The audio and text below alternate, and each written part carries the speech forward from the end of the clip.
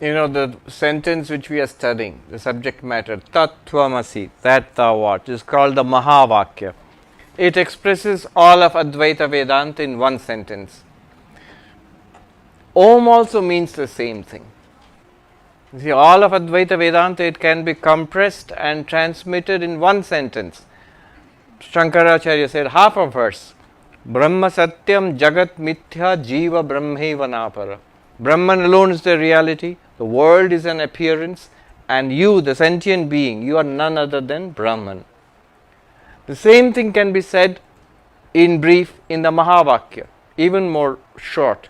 Tat Tvamasi, you are that. Aham Brahmasmi, I am Brahman. Prajnanam Brahma, consciousness is Brahman. I am Atma Brahma, this very self is the ultimate reality Brahman. Or it can be made even shorter. Om. How is Om all of Vedanta? You have to read Mandukya Upanishad for that. In 12 mantras, all of what we are studying is compressed into Om. Of course, you can be made even shorter, that's silence.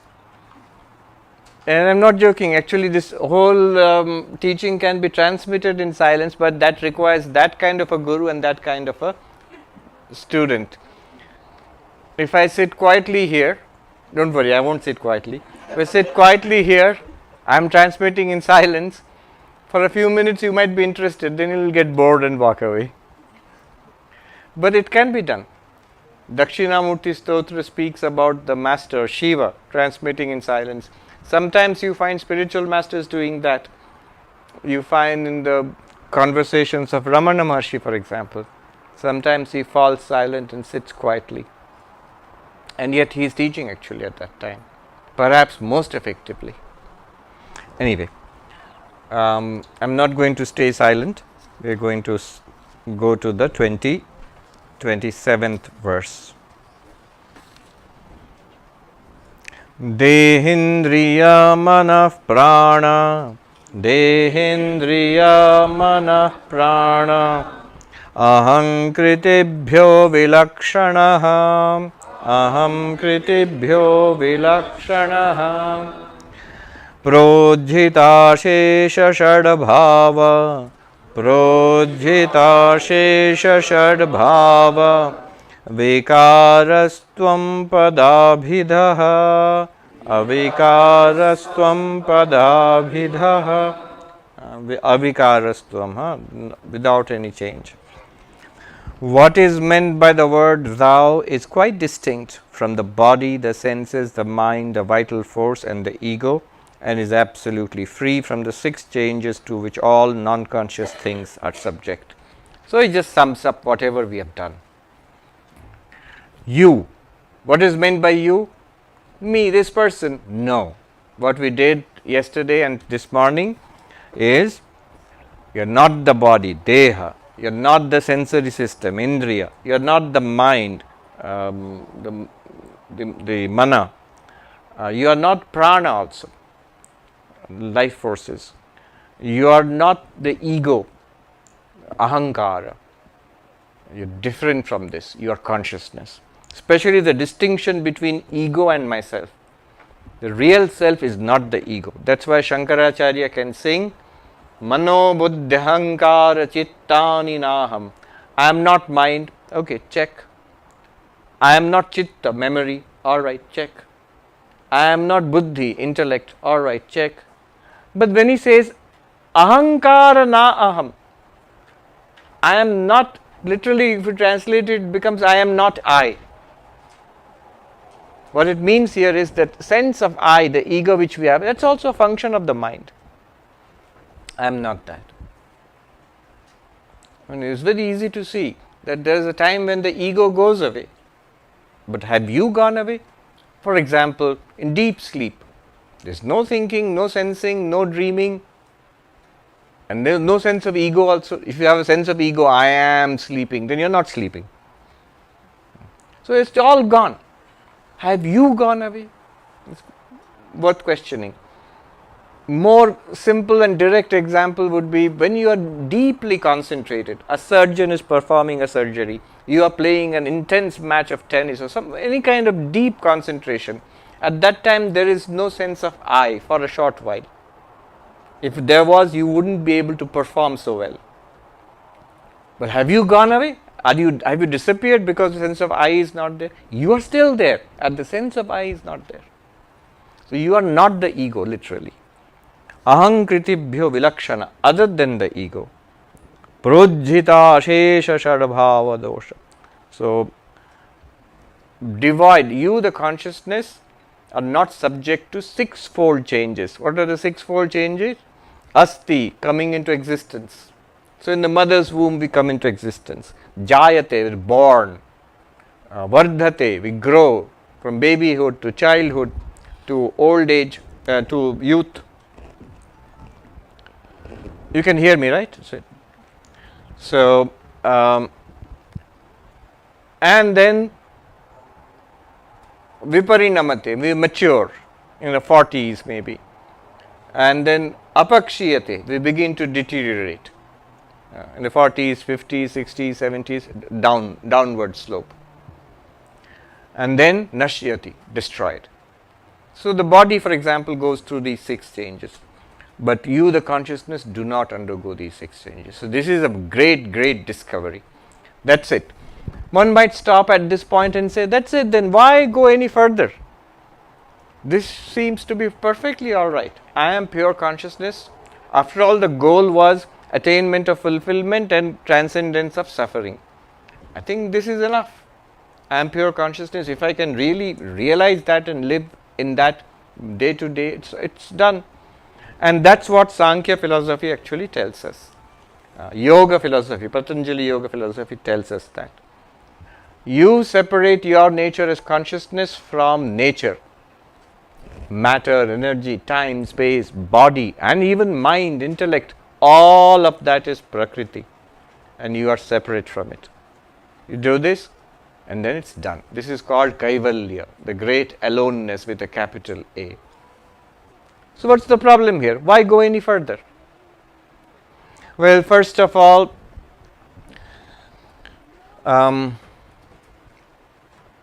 this is a philosophy of alienation. I have separated myself from anything and everything in this world.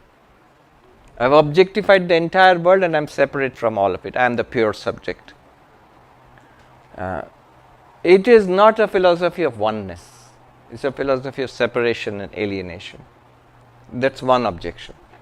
Second is that Dvitiyad vai bhayam bhavati, when from the second comes fear, from the other comes fear, all trouble comes from the other.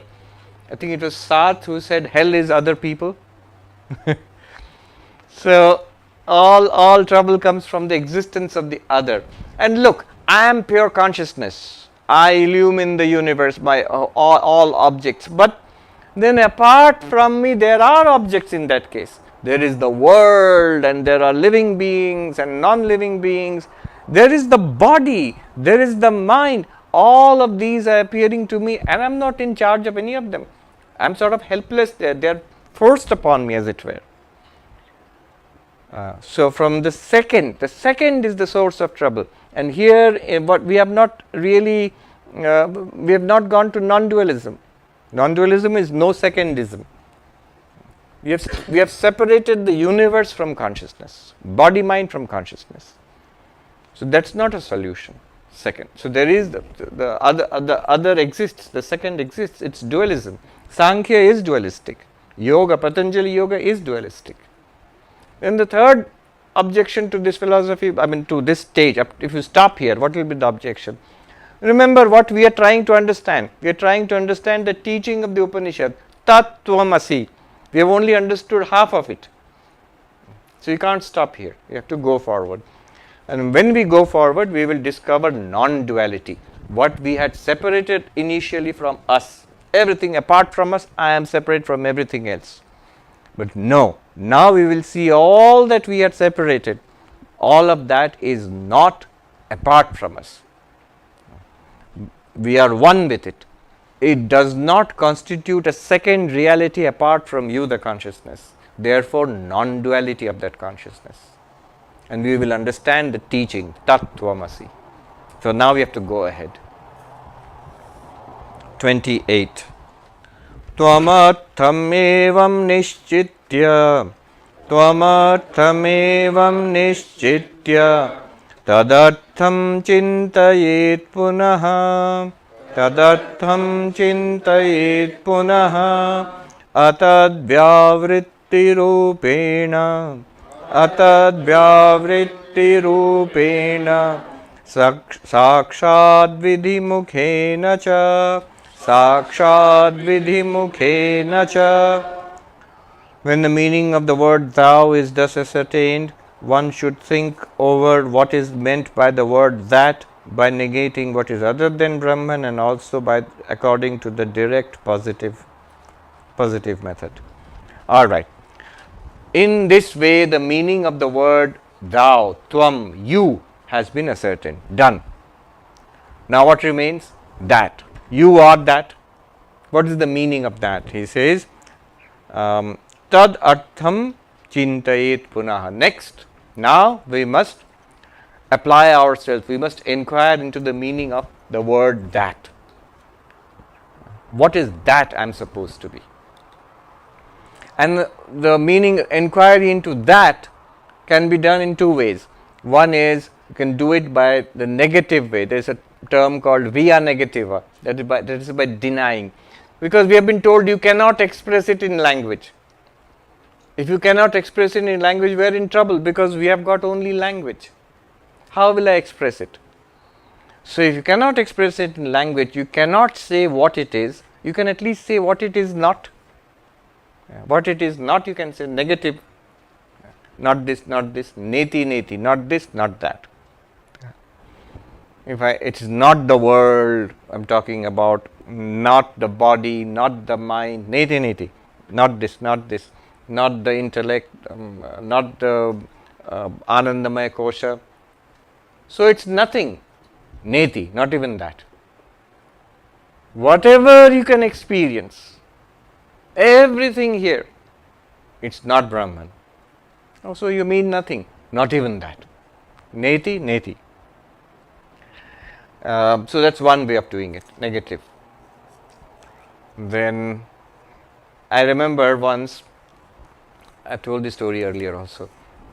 I had gone to an interfaith conference in India. There is a place called Nanded, which is very important for Sikhism, where Guru Gobind Singh, he was the last of the Sikh gurus. He said there will be no more gurus. Now the Guru Granth Sahib is your guru now. So it's called Gutta Gaddi, and they were celebrating 300 years of that event.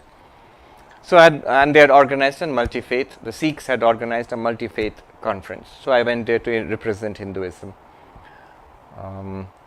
There was in fact a professor from Montreal, McGill University.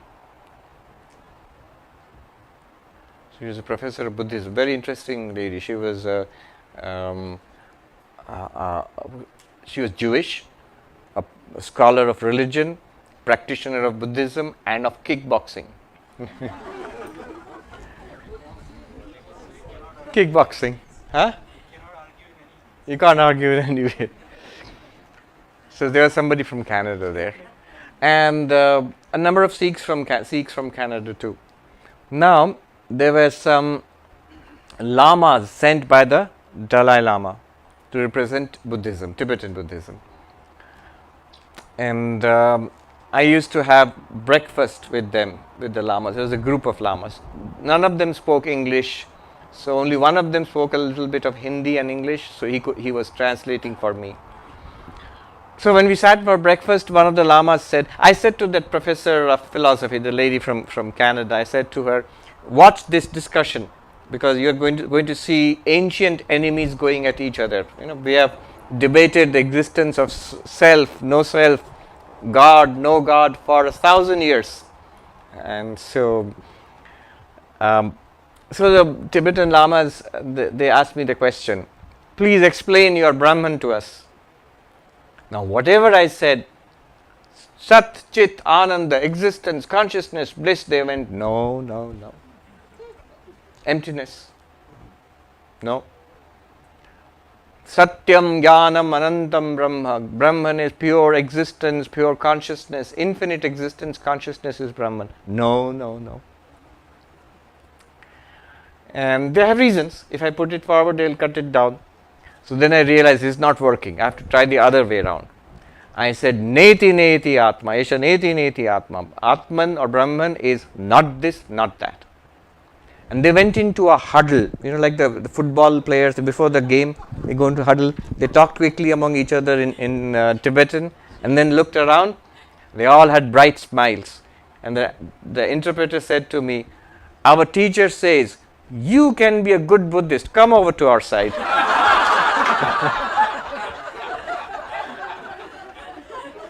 Esha neti neti atma, that's what he means. Vakyavritti rupena. By removing what it is not.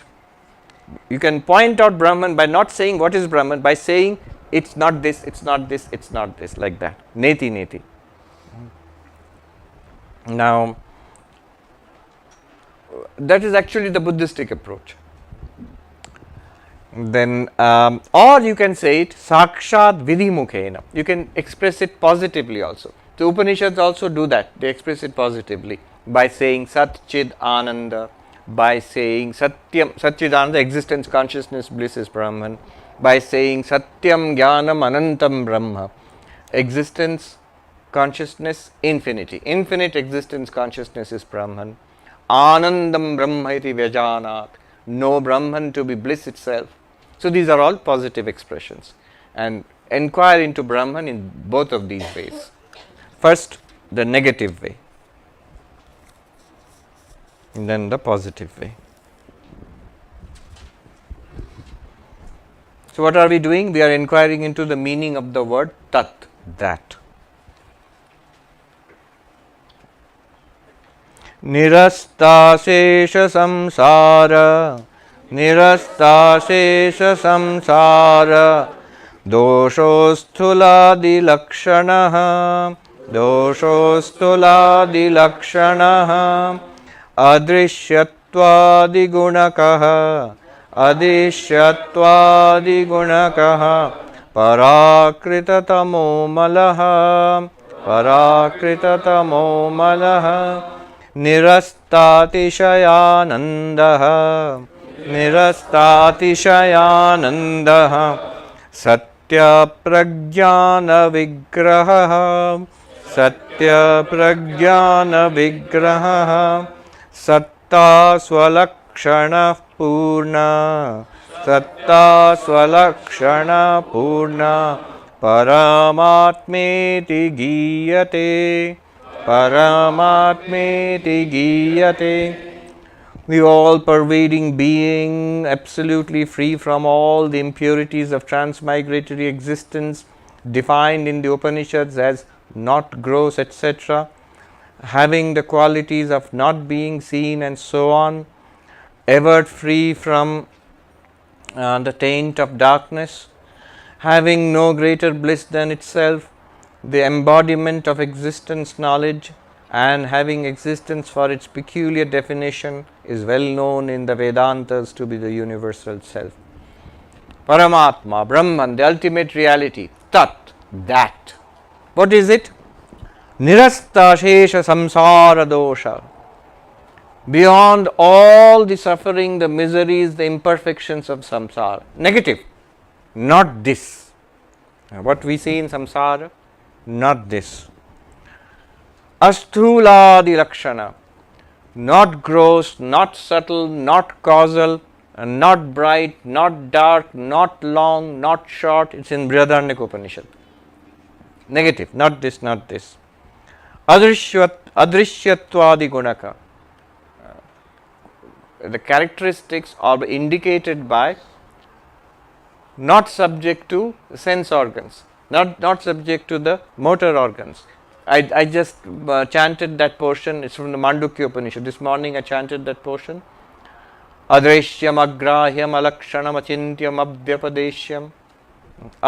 Adrishyam, that means it's literally means invisible, but it's not an object. You can't, not something that you can see, not something that you can hear or smell or taste or touch, not something that you can grasp or walk to. It's not an object of the motor organs. So agrahyam. Avyavaharyam, it cannot be put in use anywhere. Like by Brahman I will do this. Somebody asked me that if I am pure consciousness Brahman, why can't I use this Brahman to control all the other negative things in this world? Well, Brahman is permitting all those negative things to happen. It's like saying gold. I have an image of a god made of gold, and I have an image of a demon made by gold. If gold is perfect, is the ultimate reality, why can't it control the demon? Because the demon exists because of the gold. So all good and bad, whatever we think, the ultimate reality is beyond all that.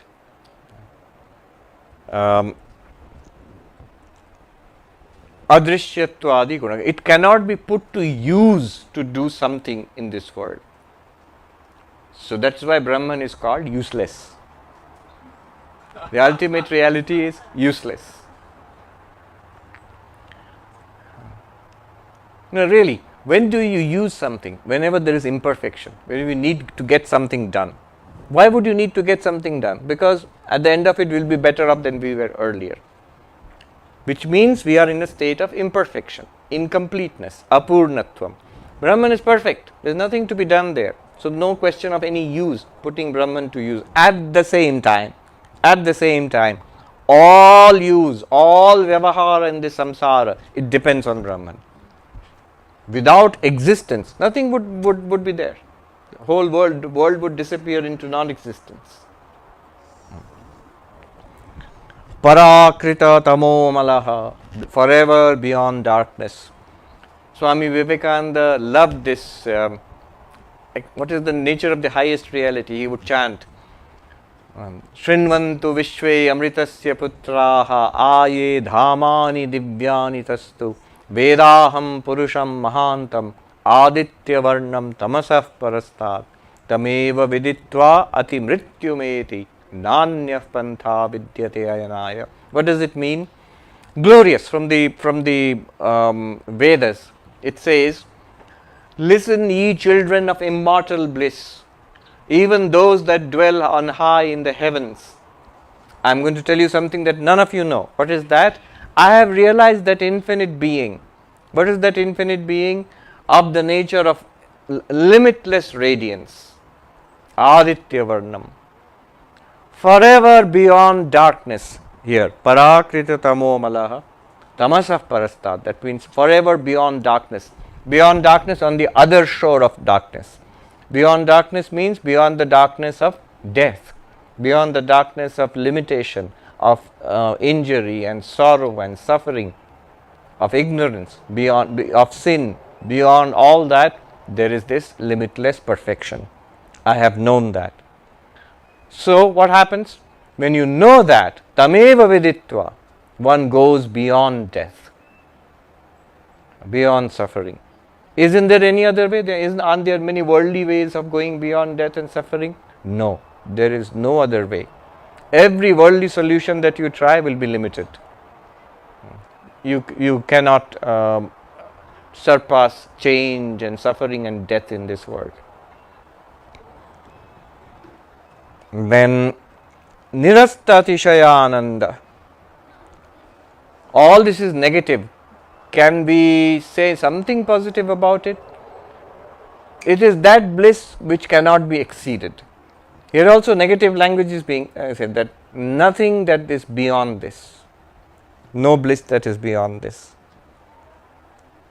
Satya Pragyana Vigraha. The only thing that can be said is limitless existence, limitless awareness. Satya, being. Pragyana, consciousness. And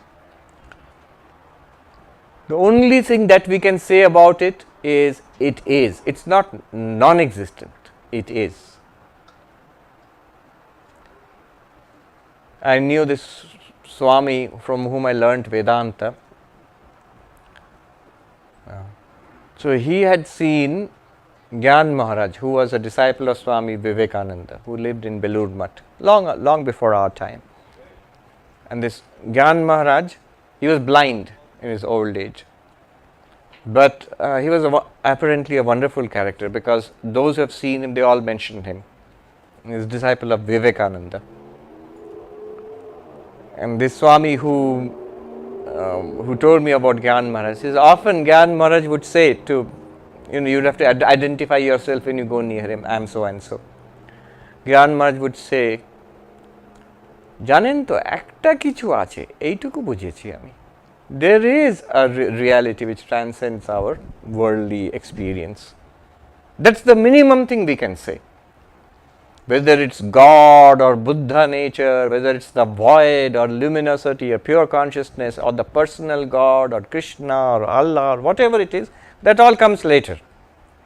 But something is there which is transcending this world, which is worthwhile for attaining that, which solves all our problems, is the goal of all spiritual paths. The minimum thing we can say about is, it exists. There is such a thing. So, Sattva Swalakshana. One peculiar thing you can say about that ultimate reality is that it is. The Bible also says, the first and ultimate characterization, definition of God, I am that I am. Oh, you are God, Jehovah. No, even before all of that, I am that I am. And that one, so it exists, so what? Purnaha. It is infinite, it is complete, there is nothing beyond it. That is called Paramatma, that is called Brahman. That is the meaning of Tat, that. Now next, but also one more thing, 31, verse 31. Sarvagyatvam pareshatvam, sarvagyatvam pareshatvam, tatha sampurna shaktita, tatha sampurna shaktita, vedai samadhyate yasya, vedai samadhyate yasya, tad brahmetyavadharaya, tad brahmetyavadharaya. Learn that Brahman is the being which has been proved in the Vedas to be all-knowing, all-powerful and supreme overlord of all. So what's being said here? Yes, that, Tat, and that ultimate absolute reality which exists, which is existence, consciousness, bliss, is also the God of religion. The God of religion. After all, this is a religious place, and we have been here since yesterday. You haven't talked about God at all. So here God is making his grand entrance into the stage. In the drama of this book, now God has entered. One meaning of that is God. One meaning is, in Vedantic language, one meaning is Nirguna Brahman, the absolute reality, without any characteristics, without any qualities, without any attributes. Only you can say Neti, Neti, not that, not this, not that.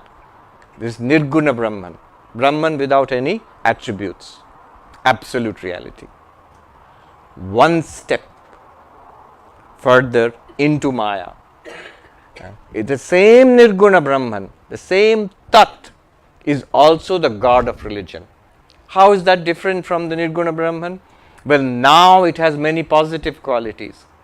It is the creator of the universe, it is the preserver of this universe, is that which where the universe dissolves finally, and again it creates the universe. It is all knowing. God is it, him, her. Whatever language is used. In Hinduism, God is male, God is female, and God is beyond gender. God is with form, God is without form, and the forms can be manifold. Human, anthropomorphic forms, animal forms, or using the elements, light and fire as forms, any kind of form. So this is the God of religion, and beyond form also, formless, and has the qualities of omniscience, omnipotence, omnipresence, knows everything, sarvajñatvam, omnipotence, all powerful, pareshatvam, the supreme Lord, controller of everything, sampurna shaktita, all powers are vested in the Lord. The Lord is the Lord of Maya, Mayadhisha. When the Lord is Lord of Maya, God. And under the domain of Maya, Mayadhina, Jiva. The same consciousness associated with Maya becomes God, Ishvara, and Jiva, us. Ultimate reality, Nirguna Brahman, pure consciousness. Associated with Maya becomes twofold. The Lord of Maya, Ishvara, God, and under the domain of Maya, under the spell of Maya, Jiva, us. The Bengali phrase, Pash Baddho Jeev, Pash Mukto Shiv. Tied in bondage, Jiva. Freed from bondage, Shiva. But what is that one thing? The same thing. What is that one thing? Nirguna Brahman, pure consciousness. Pure consciousness itself is Jiva. How? We did all that since yesterday. But that pure consciousness itself is God. How? With Maya. Is the creator of the universe, all powerful, all knowing, present everywhere. Now a question might arise. Hold on. So far, from yesterday, when we are talking about ourselves, if you followed carefully, we'll remain within the bounds of experience and reason. We are saying, here I am, physical body, prana, mind, intellect, all of these we experience. And we were being given reason, and we're trying to understand it with the help of experience and reason. But just now you seem to have jumped out of experience and reason and talking about something, God. What are we talking about here? How do you know, if you ask the question, epistemological question, that there is such a God who is the creator of the universe? I don't know. It could be Big Bang. God has created the universe. How do you know? All present, everywhere is God is there, all loving, all knowing, such a God, supercomputer is there. How do you know this? It says, Vedai samathyate, on the authority of the Vedas, on the authority of the scriptures, on the authority. So is it a matter of faith then? Yes. The existence of God is a matter of faith, until you experience God, of course. But until that, it's a matter of faith. Your own existence is not a matter of faith. That you exist, is not a matter of faith. That precisely this, it's based on faith. The moment you are confronted with Richard Dawkins, Christopher Hitchens, Sam Harris, Daniel Dennett, your faith takes a shaking. Because it's based on faith, the moment you try to argue and look for evidence, you are in trouble. All the assorted pastors and rabbis and all who went up to argue with Richard Dawkins and Christopher Hitchens, they are making a mistake. Your path is a God-based path. It should not subject it to skepticism and argument from the very beginning.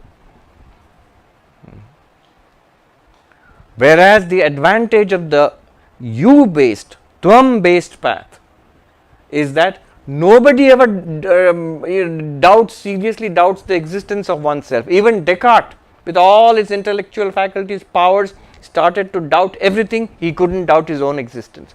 Nobody seriously doubts that you exist. We doubt what we are, but we don't doubt that we exist. Our own existence is never doubted, even by the emptiness people, Shunyavadi Buddhists.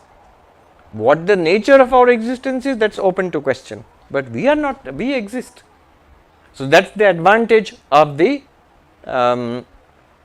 you-based approach. What is the advantage? Certainty. Certainty. Disadvantage of God-based approach? Doubt. Even in quite far in the God-based approach, saints, you notice their struggles in spiritual life. I read Mother Teresa, she is towards the end of her life, in a diary it was found, I pray and pray and pray into the darkness and there is no reply, only silence. Now if you know, a lifelong effort, if this is the struggle, of course not that she became a skeptic or a doubter, she is genuinely a believer in Christ and in God, but shaken. You have to struggle with this because you are proceeding on faith, and the problem is doubt will come again and again. But nobody has ever written that I am shaken, I lay awake at night, horrified, do I exist or not? Nobody. You cannot doubt it. But then what is the advantage of the God-based path and disadvantage of the you? Notice I have left Advaita out of it till now. I am bringing in Advaita next. That's the hero of the whole play. So what's the peculiar disadvantage of the you-based path? In the you-based path, the I-based path, I know I exist, I have no doubt about that, but that's the problem. My very existence is the problem. I have so many problems. My existence is certain but surrounded by so many problems. I have financial problem, health problem, relationship problem, political problem, social media problem. So many problems I have got. That's the whole issue. That's why I am here in spiritual life, to solve my problems. My existence is not enough. So it's a certain existence but limited by many problems. God's existence is unlimited. Just see, all knowing, not limited knowing, all knowing, all powerful, not limited power, all powerful, immortal, not limited existence, or always existing. All of that, unlimited. God is unlimited. Only one problem: if God exists, that is open to doubt. Maybe God exists, maybe God. If God exists, God has a problem-free existence, but problem-free but doubtful existence. I have a certain existence but totally problem-bound. What Advaita Vedanta now does is, that's the remarkable thing about Advaita Vedanta, is it brings the two together. It brings the certainty of your own existence and shows it to be the unlimitedness of God's existence. God's existence is unlimited, no problem, but doubtful. My existence is certain but problematic. Bring them together. The unlimitedness, problem-free nature of God I get, and the certainty that I have got is combined with it. So I have a certain, doubtless, problem-free existence. This is the gift of Advaita Vedanta. It's fantastic. That's what actually is going on here. You might think that I am pure consciousness, witness of the waking, dreaming, deep sleep, the 5 koshas, the 3 bodies, I am the pure consciousness. Why bring in God now? It's because of that. I am pure consciousness, but there is still the sense of limitation. I am separate from everything. That separation will go away now. See. 32.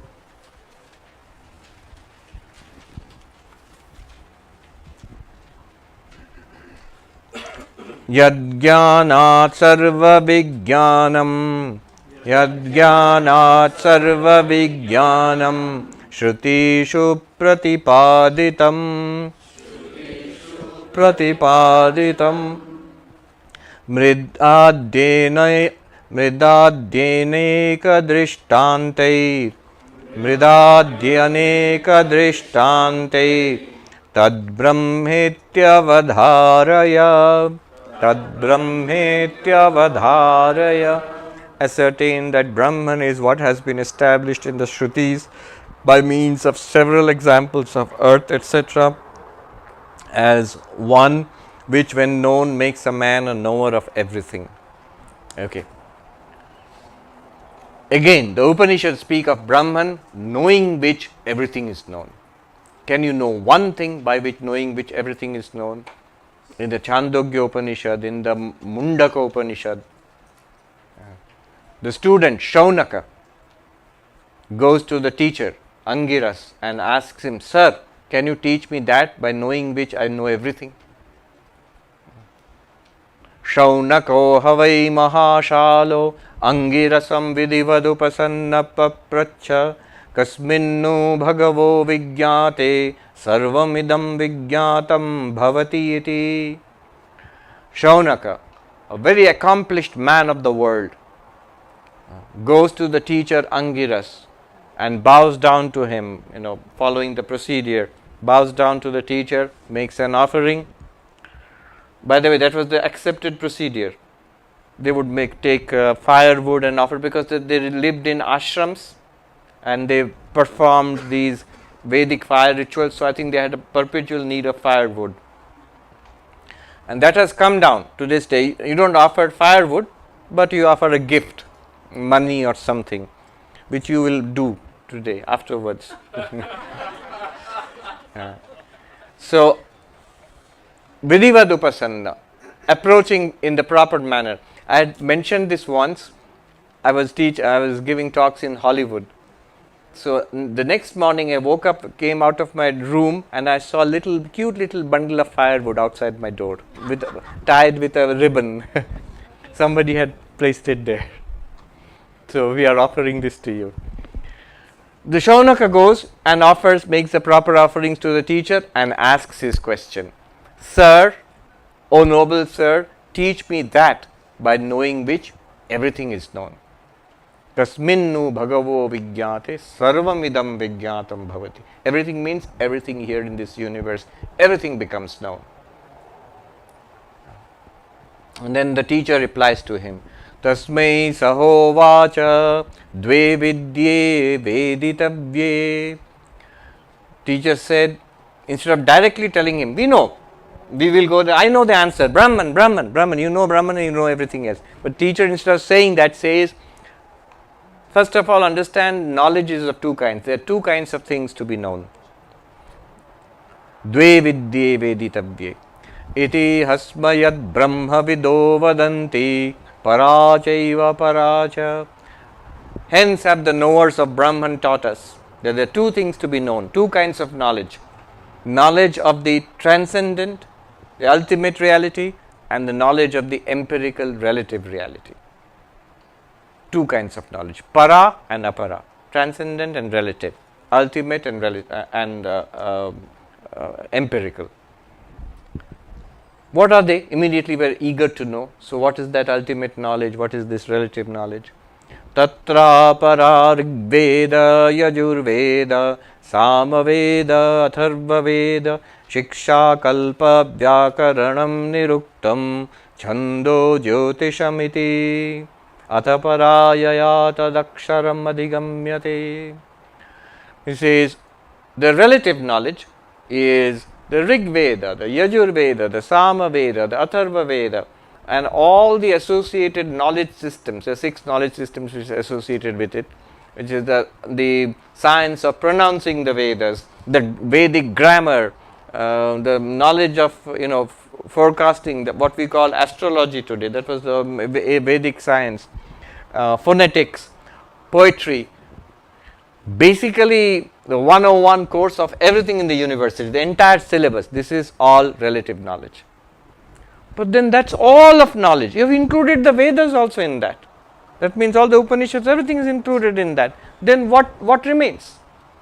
Para yayata daksharam adhigamyate.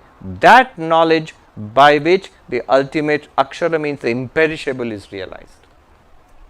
What is that knowledge? That he will go on to explain. That is the question that you are asking when you say, teach me that by which everything is known. Any other relative knowledge, you will know only one branch of things. But here, you will know everything. There, you know it as an object. By my intellect, I learn something and I know. Computer science, metallurgy, geology, medicine. I know it as an object.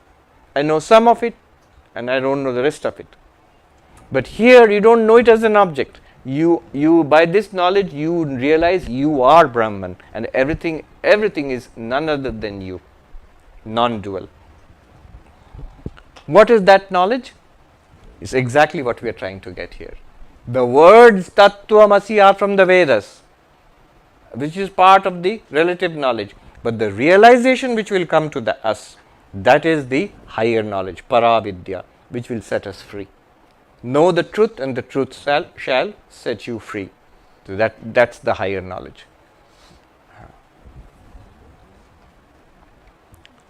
Yad jnanat sarva vijnanam. The Upanishad says, by which knowledge everything is known, all knowledge is known. I remember this monk, Swami Mokshadananda. He has passed away, so I can tell you his name. He was, among the few, I would say, whom I met who were enlightened. I would say he was one, I'm sure, and that's my judgment. Vastly learned, very saintly, wonderful Swami. Now, one day, a monk told me that, I had gone to him, to Mokshadanandaji, and he was saying to me, in the cupboard, he was talking about knowing Brahman, realizing Brahman. The cupboard behind you, in that, what are the things there? I do not know. But what it really is, that I know. And the monk asked me, what did he mean by that? I don't know the contents of the cupboard. But in reality, whatever is there, what it is actually I know. I said, Swami, he is speaking to you in the language of the Upanishads. Knowing that by which I know everything, that's an indirect way of saying that he is enlightened. He is a Brahmagyani. I don't know if I have ever said this publicly. I was a youngster, so I went to this Swami. When I visited Belur Math for the first time from the ashram where I had become a monk, so they told me, you should go and meet some monks. These are the monks you should meet. So those who are living, I'm not taking their names. But you will get inspired. They are highly advanced spiritually. And one of the names was this Swami. Since he has passed away, I can take this name. Mokshadanandaji. Go and meet him also. So I went to meet him. There is a place where all the old Swamis stay. I asked, can I meet? I was absolutely newcomer, like in white dress and a novice. Can I meet Swami Mokshadananda? He said, oh, he's there. There, you see those group. There's a group of old monks standing in a veranda. So I went and I bowed down to the one I thought was mistakenly, I thought was Mokshadananda. I bowed down to him. And I said, but he didn't pay me much attention. He just nodded so I was a little disappointed. There was this other monk standing next to me with short, fair, and he had this, imagine Einstein, the frizzly hair like that, and twinkling eyes.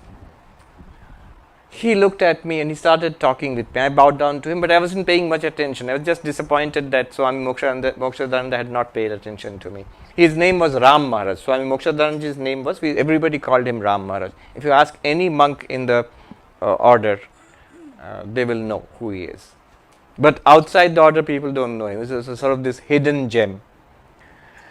So I thought Ram Maharaj didn't talk to me.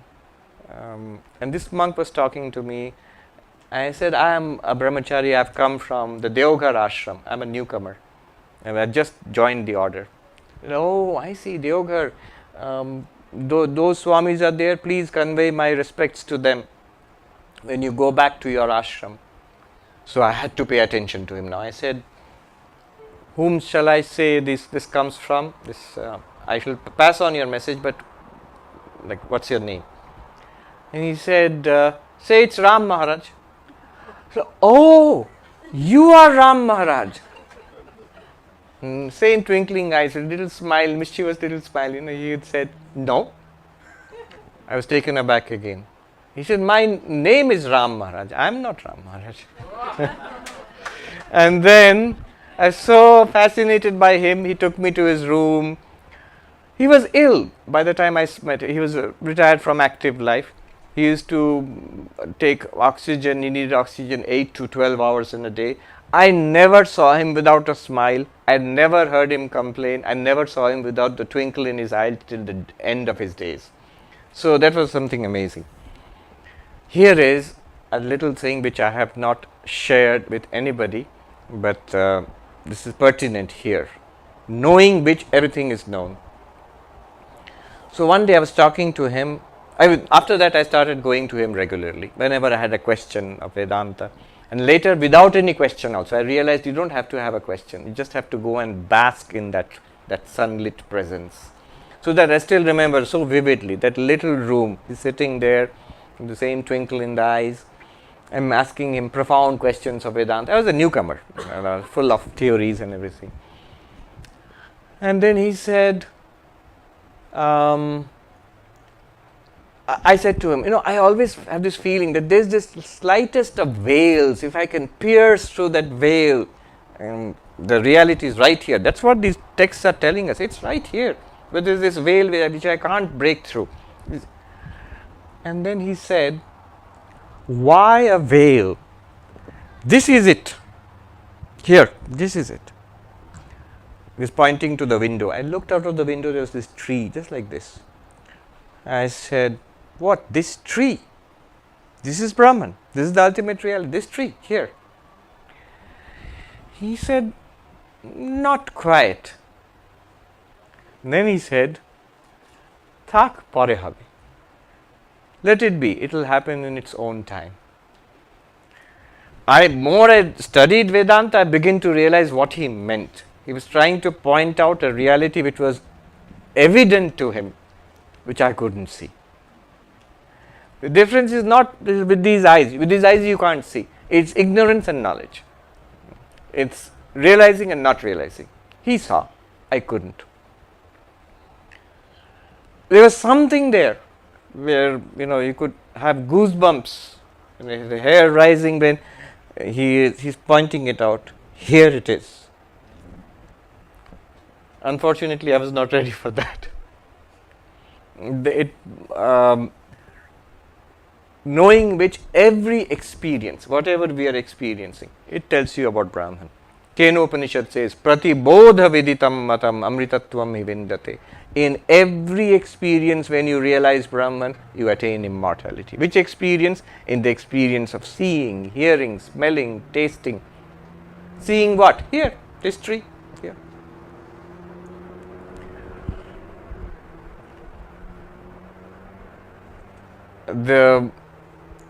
What he was trying to do was spectacularly demonstrated by Swami Vivekananda. Once, Vivekananda was in Belur Mutt, sitting under that mango tree. Those who have gone to Belur Mutt, is talking with visitors. And we want to realize God, we want to become enlightened. Vivekananda was an impatient teacher. You want to realize God? Then do it. Here is Brahman. See Brahman. Here it is. See. The moment he said it, it's recorded. A great hush descended on the courtyard. And everybody sitting there, they were stunned into a quietness and inwardness. Depending upon the level of the person who was sitting there, all of them were powerfully affected, but some much more than others. And none more than a passerby, not somebody who was part of the conversation. Baburam Maharaj, Swami Premananda, had finished, he was coming down from the stairs in the temple. He had finished the puja with the tray of offerings, flowers and incense and sandalwood, sandal paste.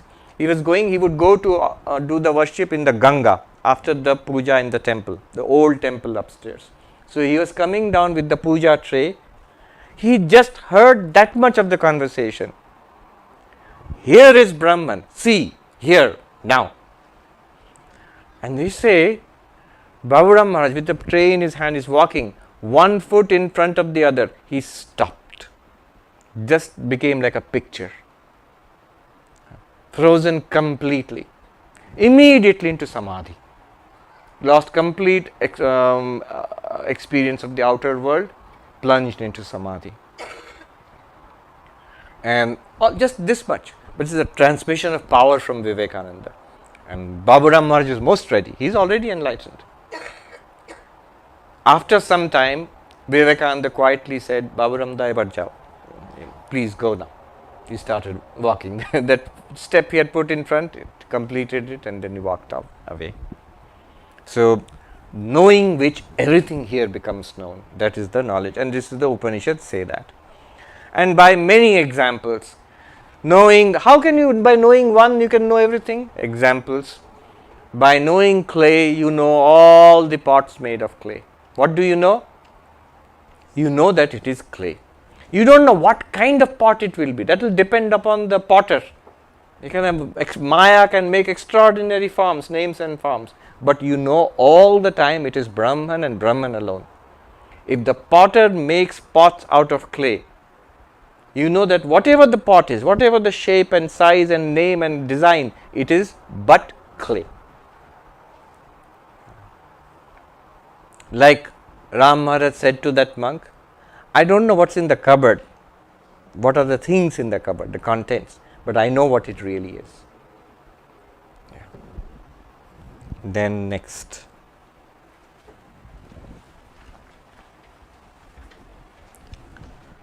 Yadanantyam pratighyaya shrutis Shruti tat siddhaye jago Shrutis tat siddhaye jago Tatkaryatvam prapanchasya Tad brahmetyavadharaya Know that being to be Brahman which the Shruti proposes to prove as limitless and calls the universe its modification in order to support that proposition. Okay, important point here. Why is it so important for Brahman to be limitless, and how can it be limitless? What is our problem? I exist certainly, but I am limited. Now I want to import Brahman's limitlessness and make it my own. So Brahman is limitless. How? How? If Brahman is the cause of this universe, see the deep philosophical meaning of God is the creator of all beings. Every religion says that. Every God-based religion says God is the creator. If God is the creator, the cause of this entire universe, in Vedanta, God is the material cause of this universe. That means God is the reality out of which this universe is projected, created, whatever you call it. But whatever reality is made into the universe, when the universe is there, it must be that reality alone. When you make pots out of clay, what is there in those pots? Clay. When you make ornaments, necklaces, bracelets, rings out of gold, what's there in those ornaments? Gold. When there are thousands of waves in the Atlantic Ocean, what's there in those waves? Water. If God is appearing as this universe, God is the cause of this universe, material cause, technically called upadana karana. In that case, whatever is there in this universe, whatever we see, hear, smell, taste, touch, whatever we think about, remember, desire, hate, all of it materially must be God. Existence, consciousness, bliss. If, now this is point number one. Point number two, if all of it is God materially, then nothing here is separate from God. Nothing here is other than God. I am not saying it is God, nothing is other than God. So nothing constitutes a limit to God. Limit means here God ends, here not God starts. then it's limited. God becomes limited. God comes to a sudden halt here. Think of the ocean water and the waves. The waves are not a limit to the ocean water. If thousands, this calm ocean, so unlimited water, not suddenly broken up into thousands of choppy waves, bubbles and foam and surf. Is water limited now? Is water going on and now it's a wave and water comes to a stop? No, the wave is also water. The bubble is also water. The foam and the surf are also water. Water in the ocean remains unlimited, even if there are thousands of waves moving differently and looking different. Even if it freezes into an iceberg, is the iceberg a limitation for the water? It seems like that. Here is the iceberg and water comes to an end here, ice starts here. No. It's same water. So the ocean, the waves and the surf and the icebergs, though they all look different, they behave differently, we have different names for them, they do not constitute a limit to the ocean water. Because the ocean water pervades all of them, indeed is all of them. This world, God has created the world. So is the world a limit to God? This is the world and God is there. God is in heaven and this is the world. Is it like that? No. No plant, animal, man, woman, good, bad, sky, earth, quasar or quark is a limit to God, because this Brahman is alone all of these. So by showing that Brahman is the material cause of the universe, you have proved the limitlessness of Brahman, which will be useful. Keep that in hand, because we are going to make it our limitlessness. All right. Then next.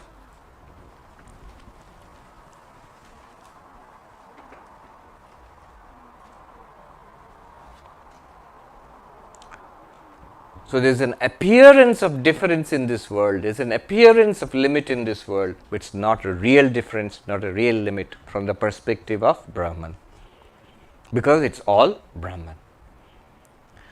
Number 34. Vijigyasa vijigyasya yaccha vedanteshu mumukshubhi samathyate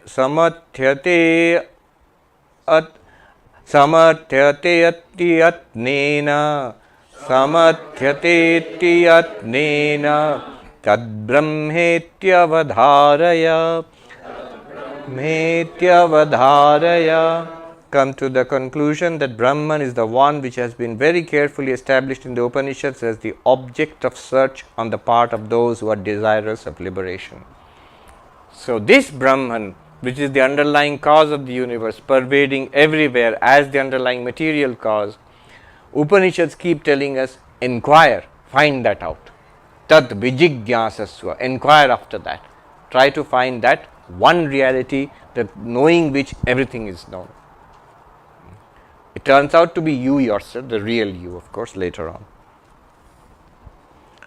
Then we just read 35.